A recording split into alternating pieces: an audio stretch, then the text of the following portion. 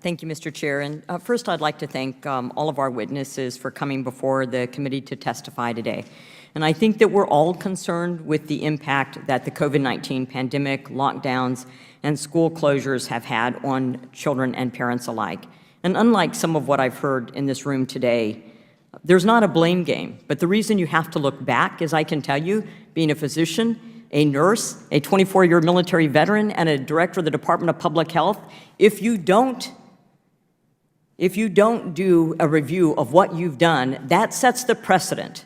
And since the beginning of the pandemic in 2020, I have written extensively, and even being sworn into Congress, written extensively and talked about the adverse consequences of locking down a society. That the pandemic was life versus life. It was never life versus the economy. And if we don't want to recognize that, the precedent going forward for the next pandemic is that we do exactly the same thing. Just last week, the New York Times reported on the high cost of school closures. Thank goodness they finally recognized that there was a cost of school closures on our most vulnerable populations. They found it was very clear that remote schooling was not good for learning, and that schools with large numbers of poor students were more likely to go remote. They even linked this finding to the fact that students typically live in cities run by Democrat officials. And even the World Health Organization last year said we should not continue locking down schools, that childhood poverty had increased by over 15% because of our response to the pandemic, and it would be decades until we recovered that loss.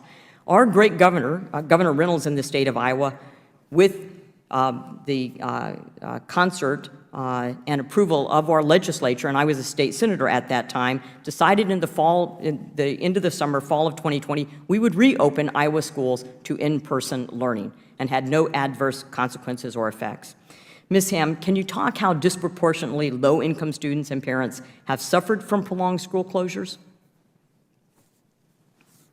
I mean, it's becoming painfully obvious in these studies of learning loss during this time. And this is the kind of thing, again, to your point, and to your point made eloquently, Representative Clyburn, about Brown v. Board, we do not fix things by not talking about this grave error, right, which was the pre-Brown v. Board era of schooling in American society, right? We should never put that in the rearview mirror forever, because it then causes us to make the same mistakes in the future. Which is a great reason for you to bring it up in this hearing. The same goes for this, where we have made grave errors. And as I said, these are not in the past. Schools remain destabilized, and the kids and the parents who have to deal with this learning loss, in Chicago in particular, I believe it was in Cook County, one county board member, a Democrat, obviously, it's Cook County, said like in the last 18 months that they've had 2 years of learning loss among those kids. They will have to wrestle with that, and their parents, many of them single parents, will have to be doing the tutoring, floundering to get them back up to speed. And my suggestion is simply that when we're talking about solutions, let's concentrate a whole lot of it on clawing back what we gave away during the last 2 years, which were consistent and very good gains for minority students in places where they really needed help. And we gave it away for no reason. Because after a very short period of time, the facts made clear that you could have kids in school safely, and that it was in fact a safer place than many other places, because it only reflected community spread and in fact was insulated from it a bit with other mitigations. We talked a lot about the lack of child nutrition with schools closed, with child abuse because mandatory reporters were not in school to see children.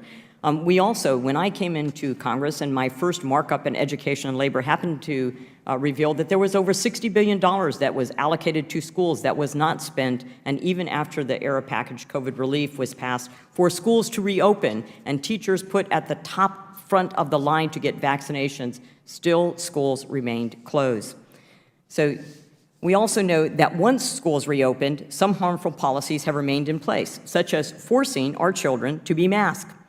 I recently introduced a resolution to express disapproval of the requirements in the Head Start programs to wear masks in the classroom. 3- and 4-year-olds continuing to wear masks, despite being very obvious now and research showing now on the negative impacts, the speech impediments, on children having to wear masks in school. So, Ms. Ham, we only have a few short minutes. Can you discuss the impact that masking in schools has had on our children? Yeah, I think there's a broader point here, which is that, the experts say, don't look backwards. We need to spend more money on these problems in the ways that we have prescribed.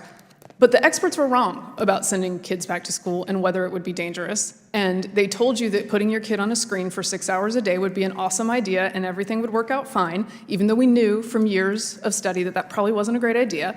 They told you that covering your kid's face with a mask was the safe thing to do, and it was totally worth any of the interaction and socializing and speech therapy that they would lose as a result. In many cases, it wasn't, particularly for children with disabilities who suffered the worst from some of these mitigation processes. Thank you. I yield back my time.